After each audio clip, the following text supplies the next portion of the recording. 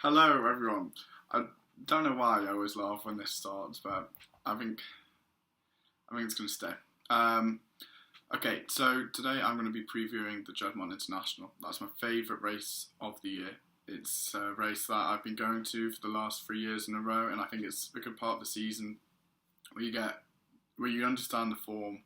You get horses running to their peak. They're not too tired. And yeah, no, I just love the Juddmonte International. I think it's a fantastic race. I loved Roaring Lion's win. That was a highlight of the season for me last year, and hopefully we get something similarly impressive.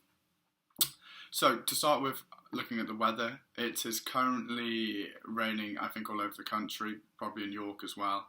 And it's forecast to rain in York on Friday and Tuesday. York actually got a new drainage system introduced in about 2008, 2009, so the drainage there is relatively good. And I reckon it'll probably be good to soften places. Hopefully no worse than that, but we'll have to see. Who knows? And the British weather notoriously unpredictable. God, such an old man. But anyway, I'm gonna look at the statistics for a bit. I don't pay a huge amount of attention to the statistics and trends, but I think some people do, and it's nice to have as much information as you want to form your own opinions from. So 10 out of the last 12 winners have been 3 or 4. Also 10 out of the last 12 winners have been in the free front of the market. And 11 out of the 12 last winners have had 6 previous flat runs.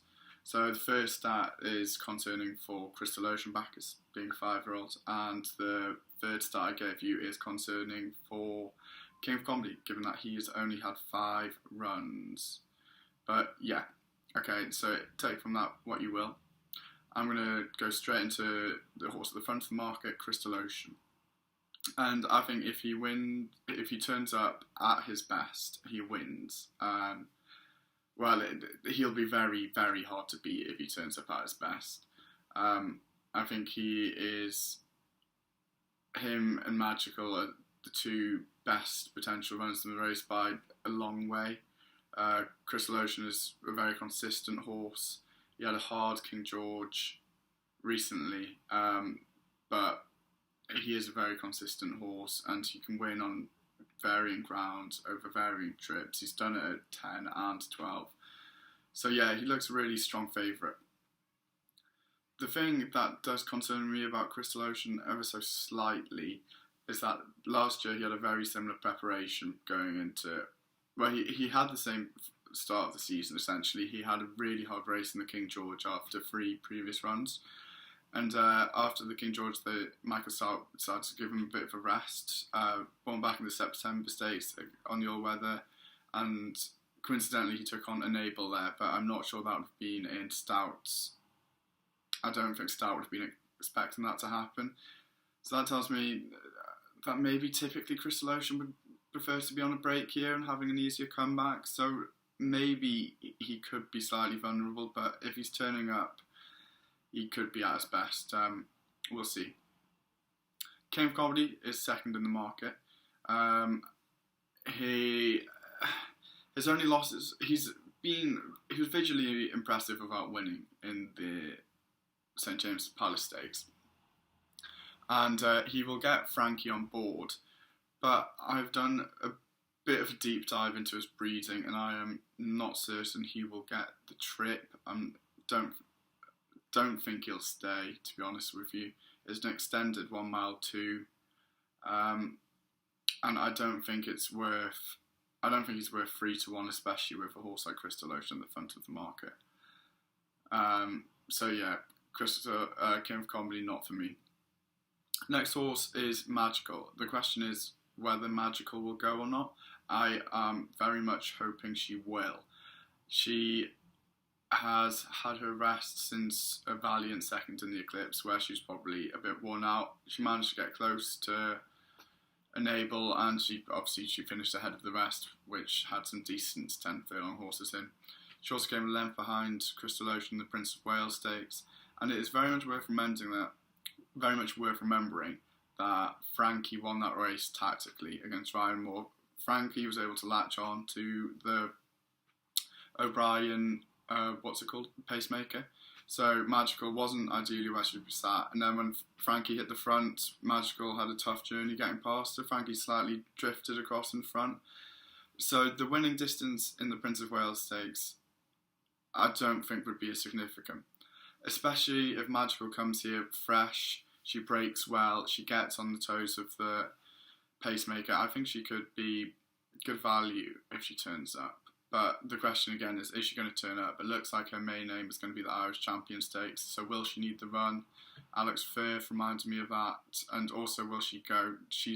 O'Brien said she will probably go, but the prices on the exchange suggest that that may not be the case. So my advice would be Magical.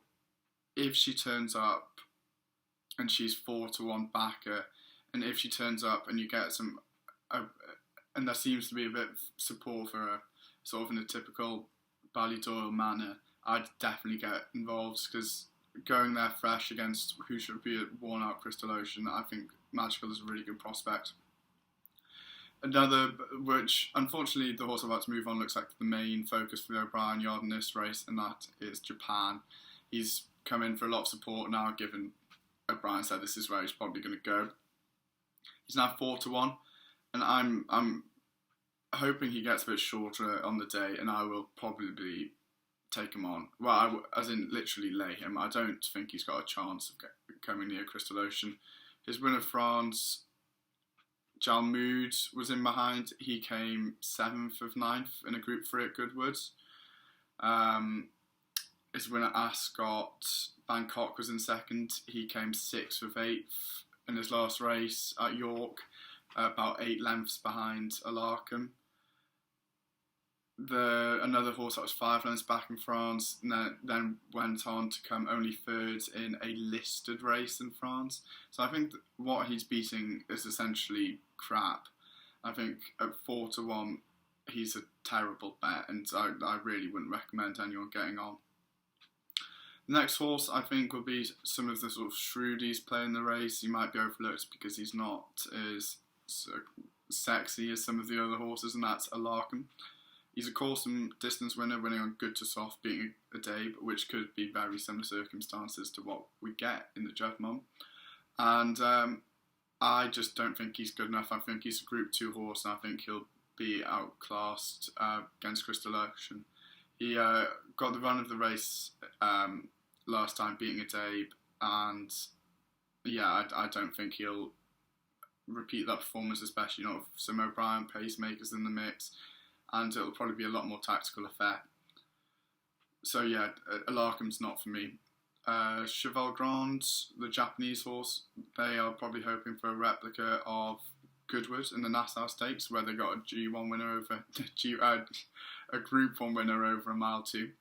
But yeah, looking through his form, he hasn't won since 2017. I don't think he'll be good enough. So yeah, no, not for me. And then looking further down, a Dabe won't be going. Lord Glitters, not going, but even if he does, it doesn't matter. He's not good enough. And then we get to Phoenix of Spain. Phoenix of Spain, I think, is quite interesting. He's 25-1 at the minute with Bet365, and to quite a lot of people, he's always looks like he will benefit from a step up and trip from a mile. He ran at Goodwood last time, obviously coming, I think he was about 4 lengths or so. He wasn't particularly far behind Two Don Hot. And that was on Goodwood, which is a speed favouring course, and it wouldn't have suited Phoenix of Spain at all. However, York, galloping track, he's a good galloping horse, and I would be surprised. Well, no, I wouldn't be surprised. I think he's got a good chance of running into a place at least, and I think 25-1 is quite big. He's got course form at York, which is quite important. And I feel like this is a really serious video. I hope you're scribing this all down, taking it all in. I'm going to get distracted. But, okay, so Phoenix of Spain went 25-1. I think it's too big, especially each way. Maybe come the day if Magical doesn't turn up, my play would be Phoenix of Spain without the favourite. But if Magical does turn up, I will probably back Phoenix of Spain each way and hope he runs into third.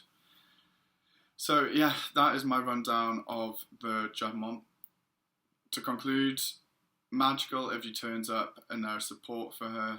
If not, it would be Phoenix of Spain each way or without the favourite. And to be honest with you, there's a lot of support for Japan, and that pushes Crystal Ocean out to above evens. He's definitely worth a punt as well, because he's definitely a lot better than all these 3-year-olds. So yeah, thanks for watching. I hope I haven't bored you, and yeah, let me know, like, subscribe, comment, all that usual palaver. Really turned stupidly serious. Right, see you soon.